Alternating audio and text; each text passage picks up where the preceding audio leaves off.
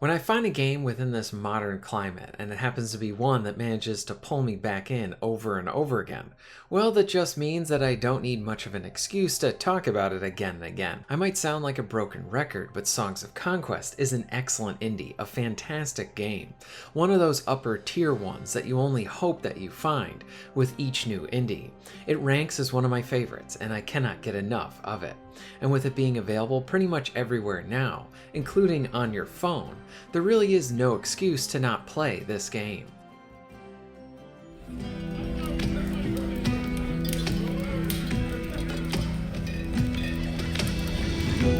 She gave Silk Spool the warm welcome he desired, defeated him and all the bandits that he hired.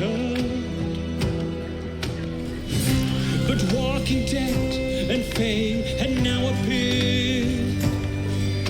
No time for cheers, just swords and spears.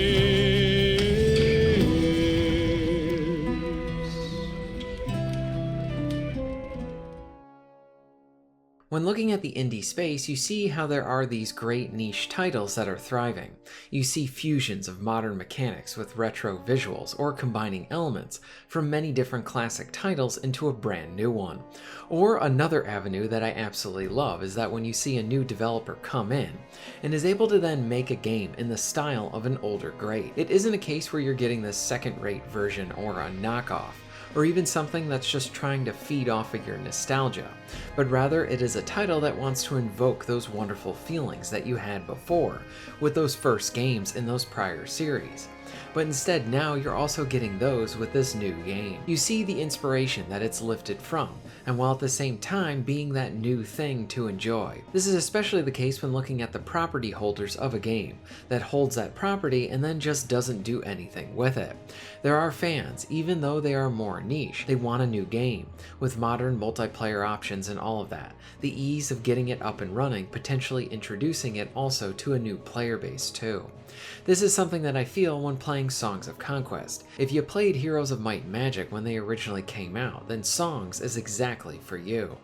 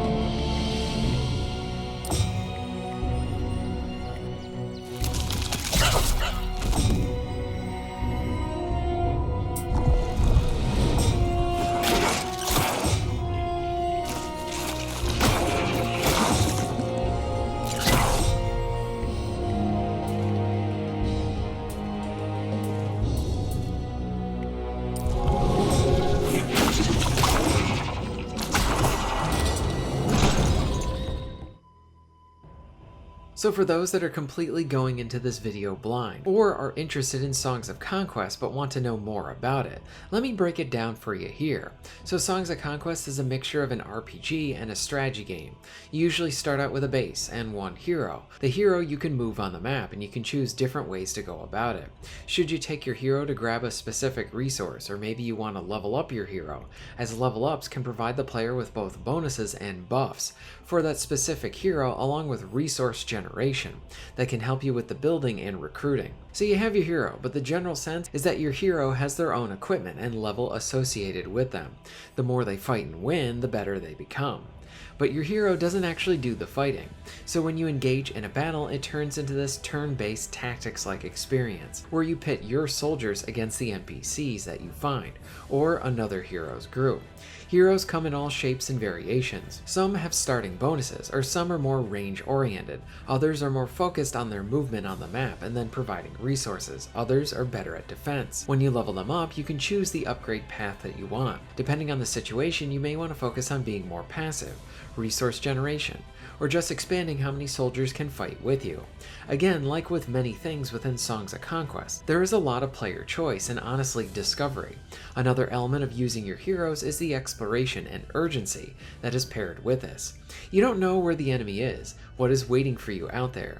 Maybe you find a set of tents that can be used for some free extra soldiers or additional experience. Maybe you fight an NPC guarding something useful like treasure or a mine, and instead of fighting them, they offer to be bought so that you can then grow your army right there. This is one of the many elements that makes starting up a new match rather exciting. I don't know how a match is going to go, what I'm going to find. Doesn't hurt either that there is a random map generator, so you can pretty much play this till the end of time, and at over 100 hours, I see no sign of stopping myself.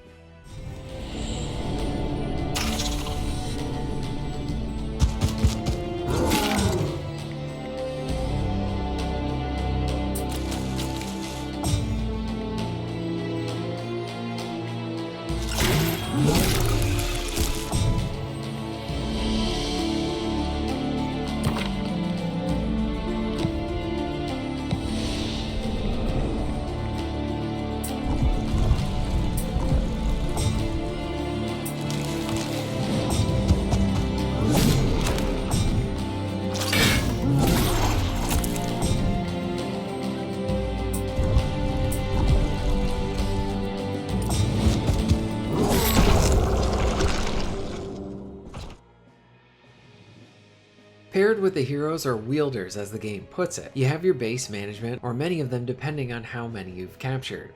It is here where you need to figure out what to focus on. Do you want to construct buildings that will increase your resources, or do you want to focus more on structures that will then allow you to make more troops quicker? Or do you hyper-focus on a specific unit, and then focus on upgrading those units as well? Again, like with many elements within the game, the choice is up to the player, and the uniqueness that you feel when starting up a new map is rather exciting. So yeah, it's tactics like combat, an RPG with your heroes, a base builder of sorts with all those things then smushed together to create this exciting gameplay loop that is full of player choice, discovery, plain good old entertainment. It doesn't hurt either that Songs of Conquest comes packed with modes to enjoy. There are a set of campaigns with their own mini stories, and I love how there are literal songs between the levels, sort of telling the main narrative. Along with that, you have curated maps that you can play, online multiplayer, hot seat same screen multiplayer, random maps. You can set friends and then team up against the AI players, try to defeat them, or just have human on human battles. I have yet to hit a point where I have grown tired of this game. Add on to this too are the additional factions that have been added through DLCs. One is really cool in how units can change depending on their attacks. For example, they may start out as ranged fighters for their first attack, like a throwing spear, and then turn into a short distance melee fighter. The ins and outs of the different groups adds again to the great amount of replay value, as you keep trying to find the best way to defeat the opposing side. I think what keeps me excited about this game, as I'm always trying to find at least the best way to use my starting resources as sort of a way to kind of ride the wave of momentum, to keep both my heroes, town, and upgrades all in the direction with what it feels like I never really lose out or waste time on a turn. Turns feel meaningful. Choices you made early on can have vast effects 10 rounds down the road. It's a thinking man's game. It's kind of like playing a really engaging board game, but in a video game format. Great fun for single player people, wonderful as a party game, and something that is just reliable for me. It doesn't hurt either that the graphics, music, and presentation do an excellent job at complementing all of the action. So, should you play Songs of Conquest? Well, it's at least 1 year later, and the game remains as one of the best indies that I have played, and I continually go back to it, so yes, I love this game. What are your thoughts on Songs of Conquest? Have you played this or even Heroes of Might and Magic back in the day? Let me know all this in the comments down below. If you're interested in supporting the channel, please check out my Patreon page. For just $1 a month, you can help to keep this channel going strong, and this allows me to be able to do more for my awesome audience. Please check out the links in the description and pinned comment for ways to support the channel. And most of all, thank you very much for watching.